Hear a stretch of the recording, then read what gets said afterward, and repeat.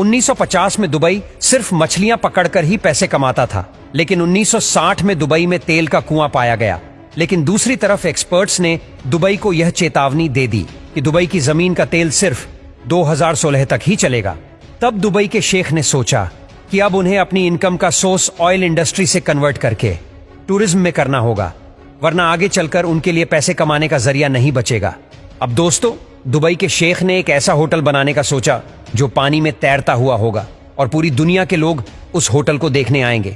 Dubai के शेख को पैसों की कोई कमी नहीं थी, लेकिन जो उन्होंने फरमाइश रखी थी उसे पूरा करना भी कोई आसान काम नहीं था।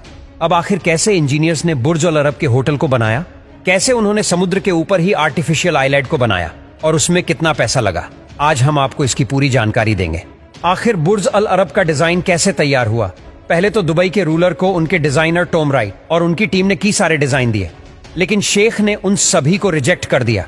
शेख को कुछ ऐसा चाहिए था जिसे देखते ही लोग उसकी तरफ भागते चले आए। अब एक दिन डिजाइनर इसके डिजाइन को सोचने के लिए समुद्र में योट में बैठकर चला गया और तभी उन्हें एक सेलिंग बोट दिखाई दी। जब उन्होंने ऐसे होटल का डिजाइन शेख के सामने रखा तो दुबई रोलर ने उसे पहली नजर में ही अप्रूव कर दिया।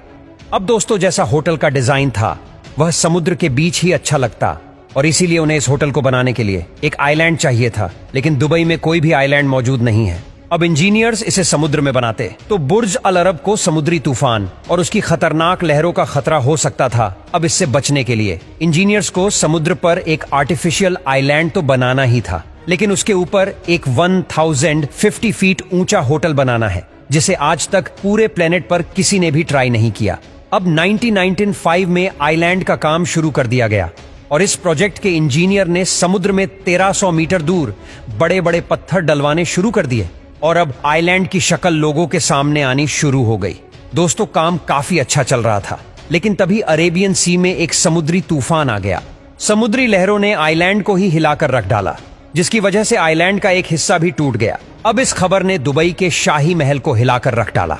सारा काम इस वजह से रोक दिया गया क्योंकि जो लहरें सिर्फ आइलैंड को इतना नुकसान पहुंचा रही है, वह बाद में बुर्ज अल अरब का क्या हाल करेगी। 5 महीने काम बंद रहने के बाद माइक मेकर निकोलस ने एक आइडिया दिया। दरअसल उन्होंने कहा कि अगर हम आइलैंड के किनारों पर कुछ ऐसे होलो स्लैब्स रखेंगे तो लहरों की वजह से पड़ने वाला प्रेशर 50% तक कम हो जाएगा। अब उन्होंने एक 3D मॉडल पर इसकी टेस्टिंग भी कर ली थी, जिससे कि सच में यह आइडिया काम कर गया। अब दोस्तों, इंजीनियर्स ने एक कोफर डैम बनाया जिस पर वह बुर्ज अल अरब की फाउंडेशन को तैयार कर सके। अब उन्होंने सोचा कि वह स्टील के मोटे मोटे पाइप्स को जमीन में हार्ड रॉक तक गाड़ देंगे, जिसमें बुर्ज अल अरब का कोई तूफान भी कुछ बिगाड़ नहीं पाएगा।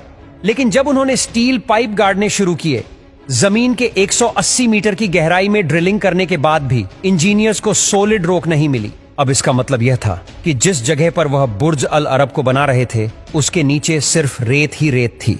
अगर इस आलीशान होटल को रेत पर ही बना दिया जाता तो अर्थक्वेक आने पर यह पूरा होटल ही गिर सकता था। अब एक इंजीनियर ने इसका भी सॉल्यूशन निकाल दिया। उसने कहा कि अगर हम स्टील पाइप को जमीन में गाड़ते चले जाएं, तो एक समय पर जमीन में कंप्रेस्ड रेत खुद ही आ जाएगी और वह पाइप जमीन में धंसना बंद हो जाएंगे। अब ड्रिलिंग करके जब चेक किया गया तो उस इंजीनियर का ये आइडिया काम कर गया और उन्हें जमीन के नीचे कंप्रेस्ड सैंड मिल गई। दोस्तों, पूरे 55 स्टील पाइप को ऐसे ही जमीन पर गाड़ दिया गया जहां पर यह आलीशान होटल खड़ा होने वाला था। Next part 2।